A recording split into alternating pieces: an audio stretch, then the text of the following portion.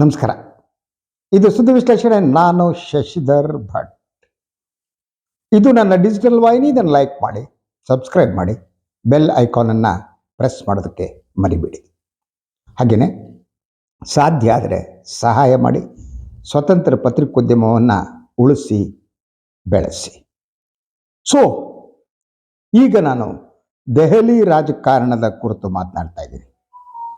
ನನ್ನಿಂದ ಮುಂದಿರುವ ಮೊದಲ ಪ್ರಶ್ನೆ, ಈ ಒಂದು ದೆಹಲಿ ವಿಧಾನಸಭಾ ಚುನಾವಣೆಯ ನಂತರ ಸನ್ಮಾನ್ಯ ಅರವಿಂದ್ ಕೇಜ್ರಿವಾಲ್ ಅವರ ಭವಿಷ್ಯ ಏನು?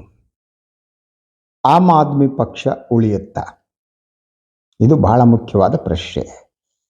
ಈಗ ಬರುತ್ತಿರುವ ವರದಿಗಳ ಪ್ರಕಾರ there is a tough fight between Aam Aadmi party and BJP trying to grab the seat at any cost.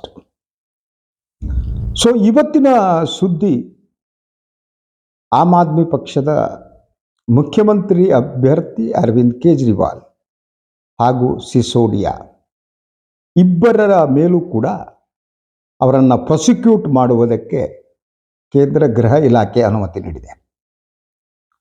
ಏನು ಅಬಕಾರಿ ನೀತಿಗೆ ಸಂಬಂಧಪಟ್ಟ ಹಾಗೆ ಏನು ಆರೋಪಗಳಿದ್ದು ಅದಕ್ಕೆ ಸಂಬಂಧಪಟ್ಟ ಹಾಗೆ ಇಡೀ ಇವರ ಸೇರಿದಂತೆ ಒಂದು 40 ಜನರಿಗೆ ನೋಟಿಸ್ ಈಗಾಗಲೇ ಕೊಟ್ಟಿತ್ತು. ಅವರನ್ನು ವಿಚಾರಣೆ ನಡೆಸಲಿದೆ.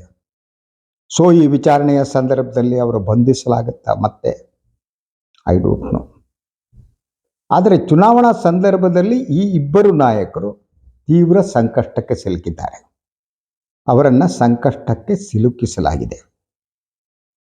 ಇದರಿಂದ ಹೊರಗೆ ಬರುವುದಕ್ಕೆ ಅವರು ನ್ಯಾಯಾಲಯದ ಮೊರೆ ಹೋಗಬೇಕು. ಅದೆಲ್ಲ ಯಾವಾಗ ಆಗುತ್ತಾ ಗೊತ್ತಿಲ್ಲ.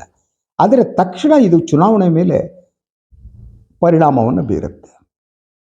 ಒಂದು, ಅರವಿಂದ್ ಕೇಜ್ರಿವಾಲ್ ಮತ್ತು ಅವರ ಪಕ್ಷದ ಬಹಳಷ್ಟು ನಾಯಕರುಗಳು ಭ್ರಷ್ಟರು ಅಂತ ಈಗಾಗಲೇ ಬಿಂಬಿಸಲಾಗಿದೆ. ದೆಹಲಿಯಲ್ಲಿ ಇದು ಸ್ವಲ್ಪ ಮಟ್ಟಿಗೆ ಚುನಾವಣೆ ಮೇಲೆ ಪ್ರಭಾವ ಬೀರುವ ಎಲ್ಲ ಸಾಧ್ಯತೆಗಳು ಇವೆ. ಯಾಕೆಂದರೆ ಯಾರೋ ಒಬ್ಬ ವ್ಯಕ್ತಿಯನ್ನು ನೀವು ಕಳ್ಳ ಕಳ್ಳ ಕಳ್ಳ ಅಂತ ಸತತವಾಗಿ ಹೇಳೋಕ್ಕೆ ಶುರು ಮಾಡಿದರೆ ಸೊ ಜನ ಇರಬಹುದು ಅಂತಾರೆ.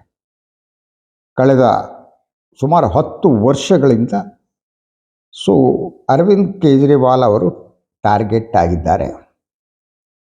ಅವರು ಭ್ರಷ್ಟರು ಅಂತ ಈಗ ಅನ್ನಿಸುವುದಕ್ಕೆ ಪ್ರಾರಂಭ ಆಗಿದೆ.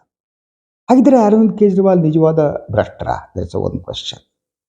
ಸೆಕೆಂಡ್, ಒಂದು ಸರ್ಕಾರದ ನೀತಿಗೆ ಸಂಬಂಧಪಟ್ಟ ಹಾಗೆ ಸೊ ಭ್ರಷ್ಟಾಚಾರ ನಡೆದಿದೆ ಮತ್ತು ಮನಿ ಲಾಂಡ್ರಿಂಗ್ ನಡೆದಿದೆ ಅಂತ ಹೇಳಲಾಗ್ತಾ ಇದೆ. ಸೊ ಮನಿ ಲಾಂಡ್ರಿಂಗ್ ನಡೆದಿದ್ದರೆ ಹಣ ಸಿಗಬೇಕು ಅಲ್ವಾ? ಅದಾದರೆ ಮಾತ್ರ ಕೇಸ್ ನಿಲ್ಲೋದಕ್ಕೆ ಸಾಧ್ಯ. ಎಲ್ಲೋ ಮನಿ ಲಾಂಡ್ರಿಂಗ್ ದೆಹಲಿಯಿಂದ ಎಲ್ಲೋ ಆಂಧ್ರ ಪ್ರದೇಶಕ್ಕೆ ತೆಲಂಗಾಣಕ್ಕೆ ದುಡ್ಡು ಹೋಗಿದೆ ಅಂತ ನೀವು ಹೇಳೋದಾದರೆ ಆ ದುಡ್ಡು ಸಿಗಬೇಕಲ್ವಾ? ಬಟ್ ದುಡ್ಡು ಸಿಕ್ಕಿದ್ದೇನಿದೆ ಅದು ಇದುವರೆಗೆ ವರದಿ ಆಗಿಲ್ಲ. ಇನ್ನೊಂದು, ಇವರ ಖಾಸಗಿ ಅಕೌಂಟ್ಗಳೇನಿವೆ, ಖಾಸಗಿ ಅಕೌಂಟ್ಗಳಲ್ಲೂ ಕೂಡ ಹಣ ಸಿಕ್ಕಿಲ್ಲ. ಅಂದರೆ ಹಣ ಎಲ್ಲೋಯ್ತು, ಇವರು ಕಮಿಷನ್ ತಗೊಂಡಿದ್ದಾರೆ ಈ ಪಾಲಿಸಿ ಮಾಡೋದಕ್ಕೆ ಅನ್ನೋದನ್ನು ಹ್ಯಾಕ್ ಪ್ರೂವ್ ಮಾಡ್ತೀವಿ? ಆದರೆ ಪ್ರೂವ್ ಆಗಲಿ ಬಿಡಲಿ, ಅದು ಸಮಸ್ಯೆ ಅಲ್ಲವೇ ಅಲ್ಲ. ಈಗ ತಕ್ಷಣ ರಾಜಕೀಯವಾದ ಲಾಭ ಸಿಗುತ್ತಾ ಇಲ್ವಾ? ದೆಹಲಿ ಚುನಾವಣೆಗೆ ಸಂಬಂಧಪಟ್ಟ ಹಾಗೆ BJP ಮತ್ತು ಕಾಂಗ್ರೆಸ್ ಈ ಒಂದು ಆಮ್ ಆದ್ಮಿ ಪಾರ್ಟಿಯ ಮೇಲೆ ಸತತವಾಗಿ ದಾಳಿ ಎದುರಿಸ್ತಾ ಇದ್ದಾರೆ.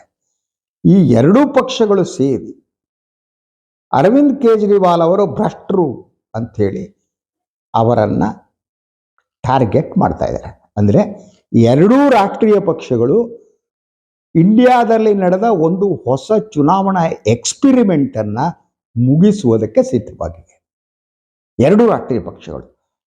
ಈ ಎರಡೂ ರಾಷ್ಟ್ರೀಯ ಪಕ್ಷಗಳಿಗೆ ಆಮ್ ಆದ್ಮಿ ಪಕ್ಷ ಇರುವುದು ಬೇಕಾಗಿಲ್ಲ. They don't want. ಆ ಕಾರಣಕ್ಕಾಗಿ ಕಾಂಗ್ರೆಸ್ ಕೂಡ ದೆಹಲಿ ಚುನಾವಣೆಯಲ್ಲಿ ಈಗ ಇಂಡೈರೆಕ್ಟ್ಲಿ BJPಗೆ ಸಹಾಯ ಮಾಡುತ್ತಿದೆಯಾ ಅನ್ನುವ ಅನುಮಾನ ಬರುವ ವಾತಾವರಣ ಸೃಷ್ಟಿಯಾಗಿ ಹೋಗಿದೆ. ಅದು ಚುನಾವಣಾ ಫಲಿತಾಂಶ ಬಂದ ಮೇಲೆ ಗೊತ್ತಾಗಬೇಕು. ಆದರೆ ಇಬ್ಬರೂ ಕೂಡ ಅರವಿಂದ್ ಕೇಜ್ರಿವಾಲ್ ಅವರನ್ನು ಟಾರ್ಗೆಟ್ ಮಾಡ್ತಾ ಇರೋದು ನಿಜ. ಈ ಟಾರ್ಗೆಟ್ ಏನಿದೆ ಇದು ಆಮ್ ಆದ್ಮಿ ಪಕ್ಷ ಈ ಬಾರಿ ಗದ್ದುಗೆಯನ್ನು ಕಳೆದುಕೊಳ್ಳುವುದಕ್ಕೆ ಕಾರಣ ಆಗುತ್ತಾ? ಹೇಳೋದಕ್ಕೆ ಸಾಧ್ಯ ಇಲ್ಲ, ಹೇಳೋದಕ್ಕೆ ಸಾಧ್ಯನೇ ಇಲ್ಲ. ಆದರೆ ನನಗೆ ಅನ್ನಿಸುವುದು ಏನಿದೆ ಅಂದರೆ, ಆಮ್ ಆದ್ಮಿ ಪಕ್ಷದ ಎಕ್ಸ್ಪಿರಿಮೆಂಟ್ ಏನಿದೆ, ಅವರು ಎಕ್ಸ್ಪಿರಿಮೆಂಟ್ ಮಾಡಿದ್ದು ಅದನ್ನು ಈ ಎರಡೂ ರಾಷ್ಟ್ರೀಯ ಪಕ್ಷಗಳಿಗೆ ಮಾಡೋಕ್ಕೆ ಸಾಧ್ಯ ಆಗಿರಲಿಲ್ಲ. ಅಂತಹ ಎಕ್ಸ್ಪಿರಿಮೆಂಟನ್ನು ಆಮ್ ಆದ್ಮಿ ಪಕ್ಷ ಮಾಡಿತ್ತು. ಆ ಎಕ್ಸ್ಪಿರಿಮೆಂಟಿಗೆ ಏನಿದೆ ಅದಕ್ಕೆ ಸೋಲಾದರೆ ಭಾರತೀಯ ರಾಜಕಾರಣದಲ್ಲಿ ಅದು ಅತಿ ದೊಡ್ಡ ಸೋಲು. ಒಂದು, ಸರ್ಕಾರಿ ಶಾಲೆಗಳನ್ನು ಮಾಡಿದ್ದು. ಸರ್ಕಾರಿ ಶಾಲೆಗಳು ಖಾಸಗಿ ಶಾಲೆಗಳ ಜೊತೆ ಪೈಪೋಟಿ ನಡೆಸುವಂತಹ ವಾತಾವರಣವನ್ನು ಆಮ್ ಆದ್ಮಿ ಪಕ್ಷ ನಿರ್ಮಿಸಿತ್ತು. ಅತ್ಯದ್ಭುತವಾದದ್ದು. ಆ ಶಾಲೆಗಳಿಗೆ ಹೋದರೆ ಗೊತ್ತಾಗ್ತಾ ಇತ್ತು. ಶಿಕ್ಷಣಕ್ಕೆ ಅತಿ ಹೆಚ್ಚಿನ ಮಹತ್ವವನ್ನು ಕೊಡಲಾಗಿತ್ತು. ಬಹುತೇಕ ಆಮ್ ಆದ್ಮಿ ಪಕ್ಷದ ಅಪ್ರೋಚ್ ಆಮ್ ಆದ್ಮಿಯೇ ಆಗಿದ್ರು ಅಂತ. ಈಗ ಆಮ್ ಆದ್ಮಿ ಪಕ್ಷದ ಸೋಲೇನಿದೆ ಅವರ ಈ ಎಕ್ಸ್ಪಿರಿಮೆಂಟನ್ನು ಸೋಲಿಸುತ್ತೆ. ಸೊ ಕಾಂಗ್ರೆಸ್ ಒಂದು ಕಡೆ ಗ್ಯಾರಂಟಿಯ ಬಗ್ಗೆ ಮಾತನಾಡುತ್ತೆ, BJP ಕೂಡ ಅದೇ ರೀತಿಯಲ್ಲಿದೆ. ಆದರೆ ಸಾಮಾನ್ಯ ಜನರ ಬದುಕನ್ನು ಎತ್ತರಿಸುವ ಯಾವುದೇ ಯೋಜನೆಗಳಿದ್ದ ಕಾಣ್ತಾ ಇಲ್ಲ ಇವರಲ್ಲಿ. ದೆಹಲಿ ಜನರ ಬದುಕನ್ನು ಎತ್ತರಿಸುವಂತಹದ್ದು, ಅವರ ಸಮಸ್ಯೆ ಏನಿದೆ ಆ ಸಮಸ್ಯೆಗಳ ಪರಿಹರಿಸುವಂತಹದ್ದು ನಿಮ್ಮ ಆದ್ಯತೆ ಯಾವುದು, ಆದ್ಯತಾ ವಲಯ ಯಾವುದು. ಸೊ ನೀವು ಆರೋಗ್ಯ ಮತ್ತು ಶಿಕ್ಷಣ ಏನಿದೆ ಅದಕ್ಕೆ ನೀವು ಮಹತ್ವ ಕೊಡ್ತಿರೋ ಇಲ್ಲೋ. ಆರೋಗ್ಯಕ್ಕೆ ಸಂಬಂಧಪಟ್ಟ ಹಾಗೆ ಆಮ್ ಆದ್ಮಿ ಪಕ್ಷ ಗಲ್ಲಿಗಳಲ್ಲಿ, ವಾರ್ಡ್ಗಳಲ್ಲಿ ಮಾದರಿಯಾದಂಥ ಆಸ್ಪತ್ರೆಗಳನ್ನು ಕೂಡ ಪ್ರಾರಂಭಿಸಿತ್ತು. ಇದಕ್ಕೆಲ್ಲ ಆಗಿದ್ರೆ ಕೊನೆನಾ? ಯಾಕಂದರೆ BJP ಮತ್ತು ಕಾಂಗ್ರೆಸ್ ಇಂಥ ಕೆಲಸ ಮಾಡಲ್ಲ ಅವು. ಸೊ ಅದರ ಜೊತೆಗೆ ಇಡೀ ಇಂಡಿಯಾದ ರಾಜಕಾರಣದಲ್ಲಿ ಆಮ್ ಆದ್ಮಿ ಪಕ್ಷ ಮಾತ್ರ ಭ್ರಷ್ಟರ. ಆಮ್ ಆದ್ಮಿ ಪಕ್ಷ ಪ್ರಾಮಾಣಿಕವಾಗಿರಬೇಕು, ನಾವು ಏನು ಬೇಕಾದರೂ ಮಾಡಿದರೆ ಸಾಕು ಅಂತ.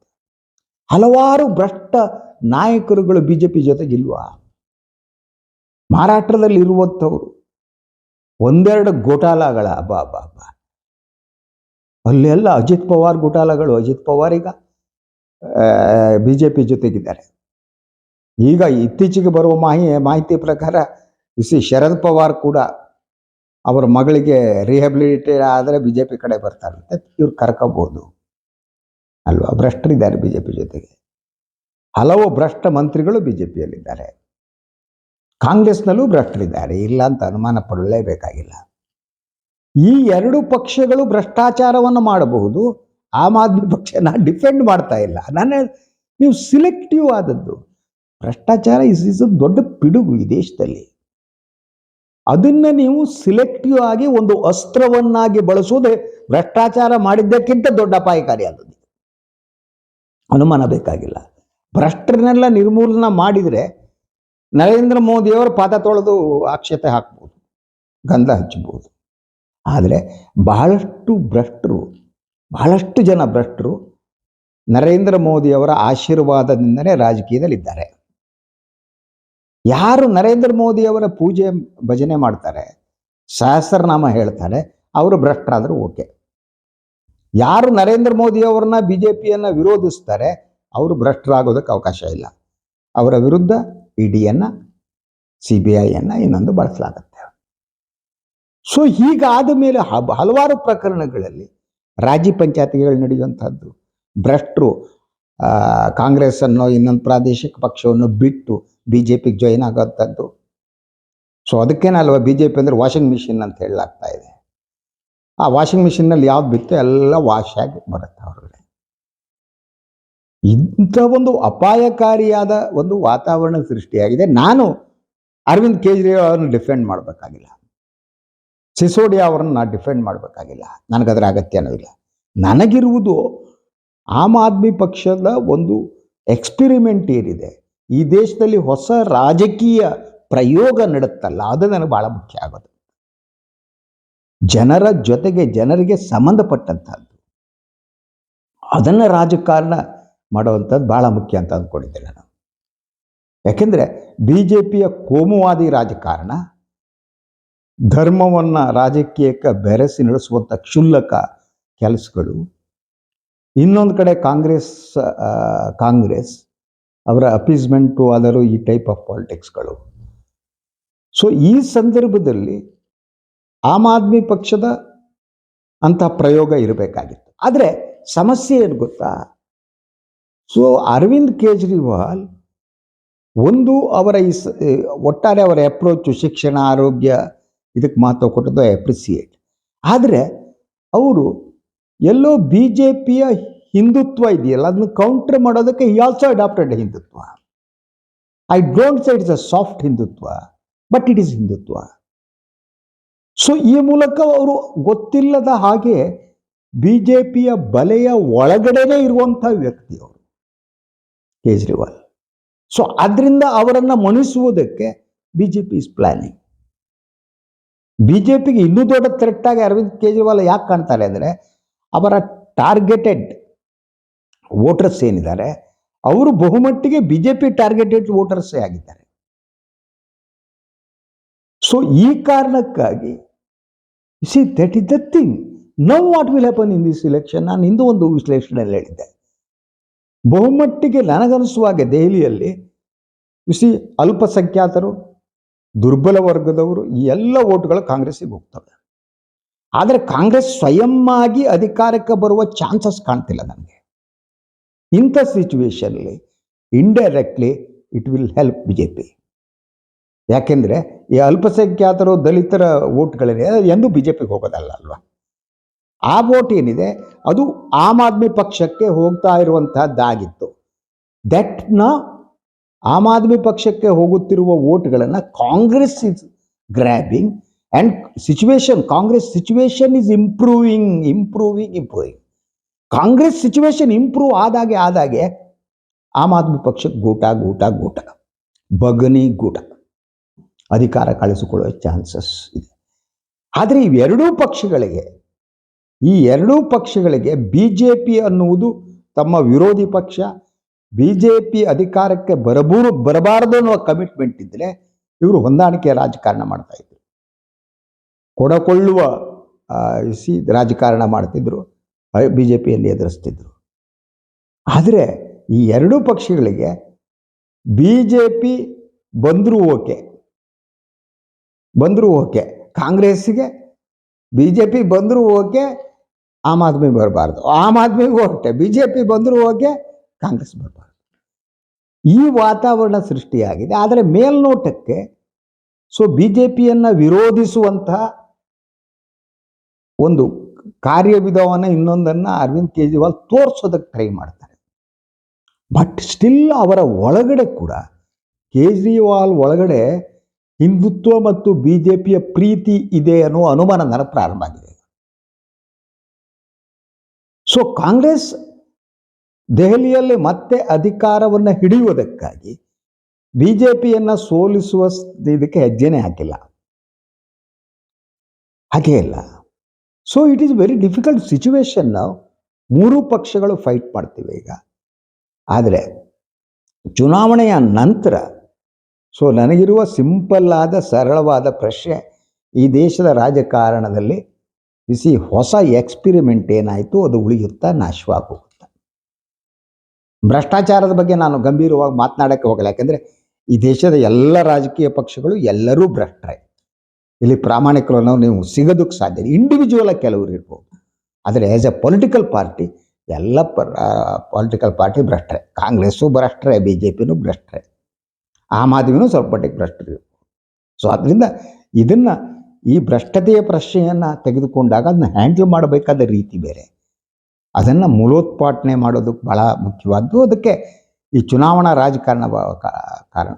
ಈ ಚುನಾವಣಾ ರಾಜಕಾರಣದಲ್ಲಿ ಒಬ್ಬ ಅಭ್ಯರ್ಥಿ ಒಂದು ಅಸೆಂಬ್ಲಿಗೆ 50 ಕೋಟಿ 70 ಕೋಟಿ 80 ಕೋಟಿ ಖರ್ಚು ಮಾಡಿದ್ರೆ ಅದೇನು ಪ್ರಾಮಾಣಿಕವಾಗಿ ದುಡ್ಡಾಗಿರ್ತೇನೆ ರೀ? ಕಳ್ಳ ದುಡ್ಡು.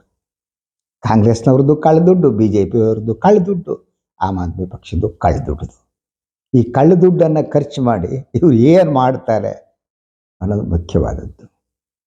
ಆ ಕೆಲಸ ಏನಿದೆ ಅದು ದೆಹಲಿಯಲ್ಲಿ ಆಗುತ್ತಾ? I don't think so. ನನಗನ್ನಿಸುವಾಗೆ ಈಸಿಯಾದ ವಾತಾವರಣ ಅಥವಾ ಇಂಥ ಒಂದು ಪಕ್ಷ ಗೆದ್ದೇ ಬಿಡುತ್ತೆ ಅನ್ನುವ ವಾತಾವರಣ ದೆಹಲಿಯಲ್ಲಿ ಇಲ್ಲ ಅನ್ನೋದು ವರದಿಗಳು ತಿಳಿಸ್ತಾ ಇದೆ. Tough fight is between BJP and Aam Aadmi Party. So Congress is indirectly helping BJP now. That is the situation. Let us wait and see. So ಇದಾಗಿತ್ತು ಇವತ್ತಿನ ಸುದ್ದಿ ವಿಶ್ಲೇಷಣೆ. ಇನ್ನೊಂದು ವಿಚಾರದೊಂದಿಗೆ ಬರ್ತೀನಿ. ನನ್ನ ವಾಹಿನಿಯನ್ನು ಲೈಕ್ ಮಾಡಿ, ಸಬ್ಸ್ಕ್ರೈಬ್ ಮಾಡಿ, ಬೆಲ್ ಐಕಾನ್ನ ಪ್ರೆಸ್ ಮಾಡೋದಕ್ಕೆ ಮರಿಬೇಡಿ. ಹಾಗೆ ಸಾಧ್ಯ ಆದರೆ ಸಹಾಯ ಮಾಡಿ. ಸ್ವತಂತ್ರ ಪತ್ರಿಕೋದ್ಯಮಕ್ಕೆ ತಮ್ಮ ಆಶೀರ್ವಾದ ಸದಾ ಇರಲಿ. ಎಲ್ಲರಿಗೂ ನಮಸ್ಕಾರ.